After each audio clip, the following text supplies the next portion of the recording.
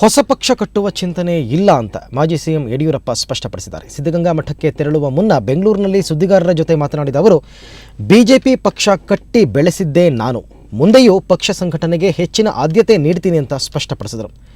ಜೈಲಿಗೆ ಹೋಗಿದ್ದಕ್ಕೆ ಯಾರನ್ನೂ ದೂರೋದಿಲ್ಲ ಎಂದ ಅವರು, ತಮ್ಮ ಗ್ರಹಚಾರ ಕೆಟ್ಟಿತ್ತು, ದೃಷ್ಟಿ ದೋಷವಾಗಿತ್ತು, ಈಗ ಎಲ್ಲವೂ ನಿವಾರಣೆಯಾಗಿದೆ, ಮುಂದೊಂದು ದಿನ ನ್ಯಾಯಾಲಯದಿಂದ ದೋಷಮುಕ್ತರಾಗಿ ಹೊರಬರ್ತೀನಿ ಅಂತ ವಿಶ್ವಾಸ ವ್ಯಕ್ತಪಡಿಸಿದರು. ಯಾವುದೇ ಕಾರಣಕ್ಕೆ ನನ್ನ ಈ ಒಂದು 24 ದಿವಸದ ಜೈಲು ವಾಸಕ್ಕೆ ಯಾರನ್ನೂ ದೂರಕ್ಕೆ ಇಷ್ಟಪಡೋದಿಲ್ಲ.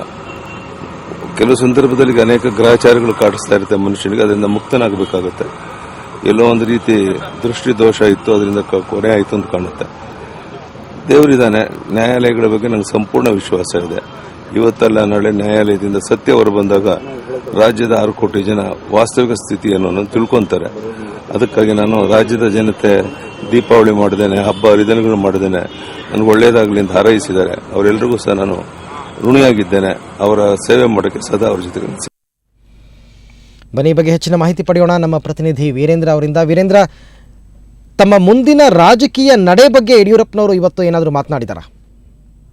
ಈವರೆಗೂ ಕೂಡ ಆ ಒಂದು ಗುಟ್ಟನ್ನ ಯಡಿಯೂರಪ್ಪನವರು ಬಿಟ್ಟು ಕೊಟ್ಟಿಲ್ಲ. ಅರವಿಂದ್ ಅವರು ಇಷ್ಟನ್ನೇ ಹೇಳಿದ್ರು, ಎಲ್ಲೋ ಒಂದ್ ಕಡೆ ನನ್ನ ಗ್ರಹಚಾರ ಕೆಟ್ಟಿತ್ತು ಅನ್ಸುತ್ತೆ, ದೃಷ್ಟಿ ದೋಷ ಆಗಿತ್ತು ಅನ್ಸುತ್ತೆ, ಯಾರ್ದೋ ದೃಷ್ಟಿ ಬಿದ್ದಿತ್ತು ಅನ್ಸುತ್ತೆ, ಆ ಕಾರಣಕ್ಕಾಗಿ ಇವೆಲ್ಲವನ್ನು ನಾನು ಅನುಭವಿಸ್ಬೇಕಾಗಿ ಬಂತು.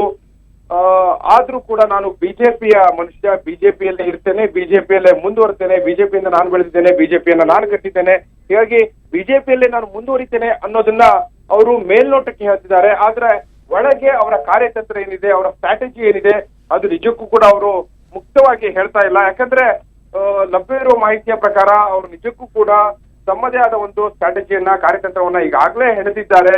ಅದನ್ನ ವರಿಷ್ಠರ ಮುಂದೆ ಇಟ್ಟು, ಯಾಕಂದ್ರೆ ಮುಂದಿನ ಕೆಲವು ದಿನಗಳಲ್ಲಿ ತಮ್ಮ ಬೆಂಬಲಿಗರೊಂದಿಗೆ ಬಿಜೆಪಿಯ ವರಿಷ್ಠರನ್ನು ಕೂಡ ಅವರು ಭೇಟಿಯಾಗ್ತಾರೆ ಅನ್ನುವಂತ ಮಾಹಿತಿ ಇದೆ.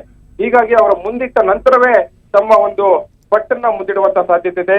ಈಗ ಸಹಜವಾಗಿ ಅವರು ತಾನು ಬಿಜೆಪಿಯನ್ನ ಕಟ್ಟಿದ್ದೇನೆ, ಬಿಜೆಪಿಯಿಂದ ನಾನು ಬೆಳೆದಿದ್ದೇನೆ ಅನ್ನುವಂತ ಮಾತನ್ನ ಹೇಳ್ತಾ ಇದ್ದಾರೆ. ಇನ್ನುಳಿದಂತೆ ಅವ್ರು ಹೇಳಿದ್ದೆಲ್ಲವೂ ಕೂಡ ಜೈಲಿನಲ್ಲಿದ್ದಾಗ ನನಗಾಗಿ ಪ್ರಾರ್ಥಿಸಿದಂತ ರಾಜ್ಯದ ಜನತೆಗೆ ದೀಪಾವಳಿ ಹಬ್ಬವನ್ನ ಆಚರಿಸೋದನ್ನ ಬಿಟ್ಟು ನನಗಾಗಿ ನಾನು ಸುಖವಾಗಿರ್ಲಿ, ಹಾಗೆ ಆರಾಮಾಗಿ ಹೊರಗೆ ಬರ್ಲಿ ಅನ್ನುವಂತ ಒಂದು ಬೇಡಿಕೆಯನ್ನು ಮಾಡಿದ್ರು. ಅವರಿಗೆ ನಾನು ಋಣಿಯಾಗಿರ್ತೇನೆ ಅನ್ನೋ ಮಾತನ್ನು ಹೇಳಿದ್ದಾರೆ. ಅರವಿಂದ್, ಓಕೆ ವೀರೇಂದ್ರ, ಧನ್ಯವಾದ ತಮ್ಮ ಎಲ್ಲ ಮಾಹಿತಿಗಾಗಿ. 24 ದಿನಗಳ ಜೈಲು ವಾಸದಿಂದ ಮನೆಗೆ ವಾಪಸ್ಸಾದ ಮಾಜಿ ಸಿಎಂ ಯಡಿಯೂರಪ್ಪ ಎಂದಿನಂತೆ ಲವಲವಿಕೆಯಿಂದ ಇದ್ದರು. ಪ್ರತಿದಿನದ ದಿನಚರಿಯಂತೆ ವಿಧಾನಸೌಧದಲ್ಲಿ ವಾಕಿಂಗ್ ಮಾಡಿದರು. ವಿಧಾನಸೌಧ ಬಿಎಸ್ವೈ ಅವರ ನೆಚ್ಚಿನ ವಾಕಿಂಗ್ ಸ್ಪಾಟ್. ಹೀಗಾಗಿ ಇಂದು ಬೆಳಿಗ್ಗೆ ಸ್ವಲ್ಪ ತಡವಾಗಿಯೇ ವಾಕಿಂಗ್ಗೆ ಹೊರಟ ಯಡಿಯೂರಪ್ಪ ಅರ್ಧ ಗಂಟೆ ವಾಕಿಂಗ್ ಮಾಡಿದರು. ಬಳಿಕ ಮನೆಗೆ ವಾಪಸ್ ಬಂದರು. ಆನಂತರ ರೇಸ್ ಕೋರ್ಸ್ ನಿವಾಸಕ್ಕೆ ಬಂದ ಸಚಿವರು ಶಾಸಕರೊಂದಿಗೆ ಒಂದು ಸುತ್ತಿನ ಮಾತುಕತೆ ನಡೆಸಿದರು.